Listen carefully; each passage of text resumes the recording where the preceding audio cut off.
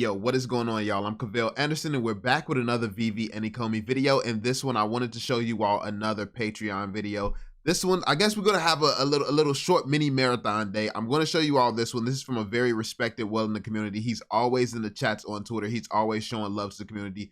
Very, very amazing guy. He's actually going to be breaking down parts of how he got to where he's at, and also how he bought over 400 Marvel Comics #1 when they were like literally at all-time low.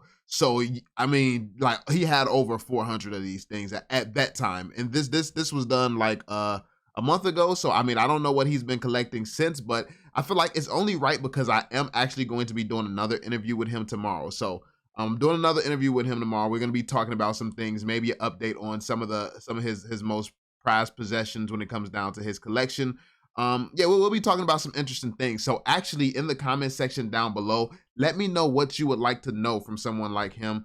And yeah, I'll be sure to ask those questions and probably display that part of the video after that comes out on the Patreon. So yeah, that being said, y'all, hopefully you enjoy this video and find the content valuable. I've learned so much from these people throughout the time that I've been in this community, and I'm very humbled to be able to speak to them and learn things from them regularly. So yeah, I want to thank you all so much, any of you all who take the time to take the time to talk to me and things like that and share your valuable information with the community. And also thank all of you who want to watch and absorb all this stuff so you can take your lives to the next level, because that's exactly why I do it as well. So yeah, that being said, be sure to drop that thumbs up, subscribe, and turn on notifications, and let's get into the video. Peace out, Joe. Marvel's first comic from 1939 that's going to be there.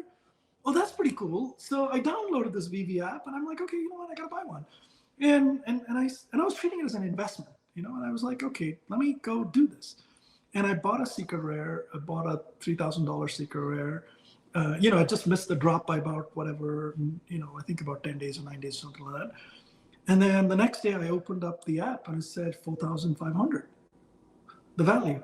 And the next day I look at it, it's like 6,000. I'm like, what? what have we been doing all this time?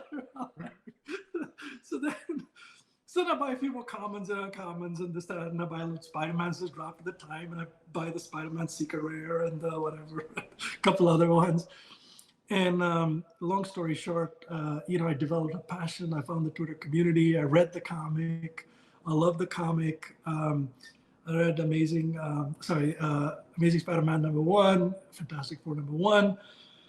So yeah, so now I have a collection of, I think, about 411 Marvel Comic ones. What? What the f? Be sure to check out my Patreon for weekly exclusive interviews, extra content on Veve and Omi, and building generational wealth, as well as money management tips from experienced whales. I've built my career up, and if you were to sort of say, what are the three things that kind of helped me get from point A to point B, one was think big. If you think big in life, it's the start of it. Thinking small is just a self-fulfilling prophecy. In your head, you have to think big. If you think big, that's the start of being successful. And then, the next part of it, I think, is about how you treat people.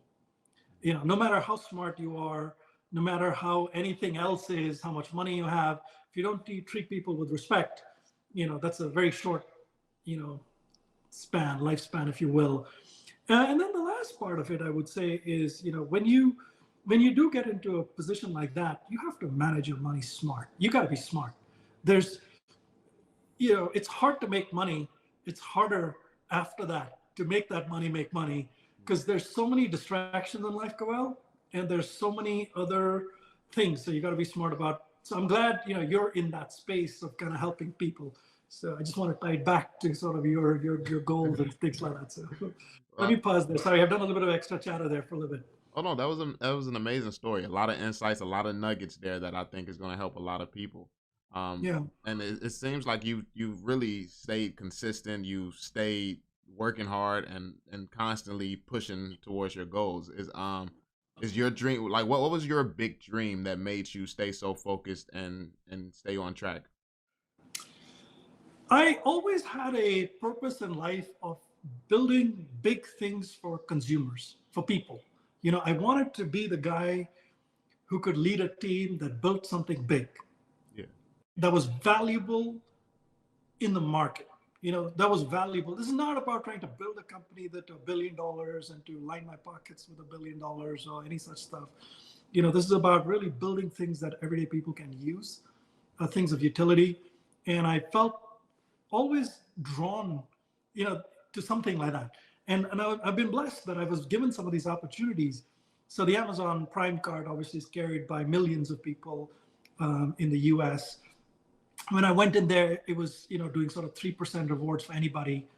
It made it 5% for Prime customers. There's a lot of other benefits and stuff. So if you think about, the product, that I built, a lot of passion, that passion for building something that is truly, first of all, it solves a need in the market. It gives people value. And then something that can stick around for years and years and years, something that has longevity to it. And along the way, you're building the lives and careers of people who work with you. And a lot of the people that have worked with me have also become, incredibly wealthy and successful. But that was never the goal for everybody to be wealthy or whatever. That was sort of the output metric. Sort of it just happened that way. But that passion, I think, for building something great was what kind of drove me. That's amazing, man. So do you feel like in order to achieve that like crazy level of success, you have to be passionate about what you do, or do you think that you can just really be out here chasing dollars and you can achieve it? Or like is there I know your preference is one thing, but do you think that like you can get it both ways, I guess, or do you really? Yeah, they're they're both ways. Sometimes you're just the right guy at the right place at the right time who happened to drop the dollar in the right kind of bucket, right? And then it became like a lot. So that happens too. But for the most part, if you sort of have that passion for something, anything, it could be a passion for collecting stamps. It could be a passion for music, listening to music, playing music. It could be a passion for building cool things. It could be a passion for, solving homelessness or something or the other, right? If you have that passion, your brain and your body will find a way to coordinate and get the right people around you to solve that problem. And I think that's kind of what it is. I mean, there's always the question about short-term versus long-term, Cavell. You know, personally, I've played the long game a lot more in my life than the short game. I'm not saying I haven't played the short game, and the short game's always there, but you don't. The short game never leaves you with a sense of satisfaction and fulfillment that the long game does. If you set your goal high at something that has not been done, or something that is hard to achieve, and you work towards it, I mean, the money there is a lot for sure, but then the satisfaction level is a lot higher. Yeah. You feel happy. It gives you that happiness, the joy, man. That to me is something that is what it takes. Yeah, yeah, I definitely agree with that. I love that. I love that approach too. That's actually something that I kind of adopted earlier on, listening to people like Warren Yeah. Buffett, and because I like to watch those motivational speeches from people who are well more accomplished than me. So, um, well, let's actually switch gears a little bit towards some VV stuff. So, what was like? I guess what was the first thing that initially attracted you to VV? That's a good question. So, from my story with VV is, I was investing reasonably heavily in the stock market at the time, and I was looking for stocks. This is in August last year, and I was looking at stocks that had an exposure to NFTs. That was the goal. Any stock that has exposure to NFTs, and I kept researching and looking, and then I found this article that says Marvel does its first comic as an NFT with this company called Veve. And I was thinking, an NFT can be a comic? Really? So I kind of did a little homework on it. I'm like, oh, that's pretty cool. That'd be the first comic that's an NFT. And then it's Marvel's first comic from 1939 that's going to be there. Oh, that's pretty cool. So I downloaded this Veve app, and I'm like, okay, you know what? I got to buy one. And I was treating it as an investment, and I was like, okay, let me go do this. And I bought a secret rare. I bought a $3,000 secret rare. I just missed the drop by about whatever, I think about 10 days or 9 days, something like that. And then the next day I opened up the app and it said 4,500, the value. And the next day I look at it, it's like 6,000. I'm like, what? what have I been doing all this time? So then I buy a few more commons and this, that, and I buy a little Spider-Man's just dropped at the time, and I buy the Spider-Man Secret Rare and whatever, a couple other ones. And long story short, I developed a passion. I found the Twitter community. I read the comic. I love the comic. I read Amazing Spider-Man #1, Fantastic Four #1. So now I have a collection of, I think, about 411 Marvel Comic ones. Oh, wow. I do, yeah. My Marvel One collection is definitely a 7-figure collection on the app by itself. Never thought I would hit that kind of thing, but I've given away a bunch too as well, Cavell. I do giveaways every December.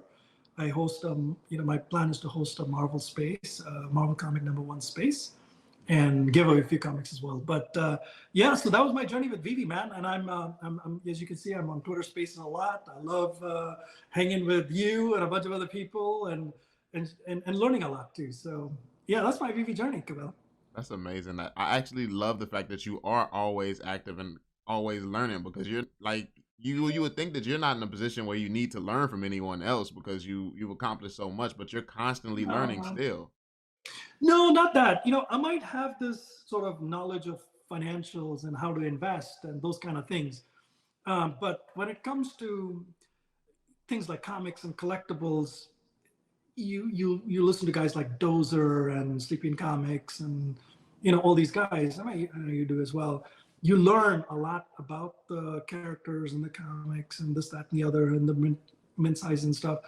And that's very important. So I'm learning every day, man. I mean, you can talk to me all day long about investing and other forms of investing and all that good stuff, and options and stock and crypto and this, that, and the other. We can keep talking about those things, but you got to understand these comics as well.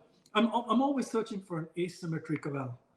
I'm always searching for an asymmetry in the market where there is some knowledge that everybody else doesn't have, but I've picked up. And whenever I find those asymmetries, I will kind of double down a little, or triple down, or quadruple down on those asymmetries. And yeah, man, sometimes it pays off, The Marvel One asymmetry sure did pay off, man. People throwing the comments for $8, and I know the names too, right? Because they all, like, if you go to the transaction history, you know exactly who sold you what for 8 times and 10 times. I know they're so upset now.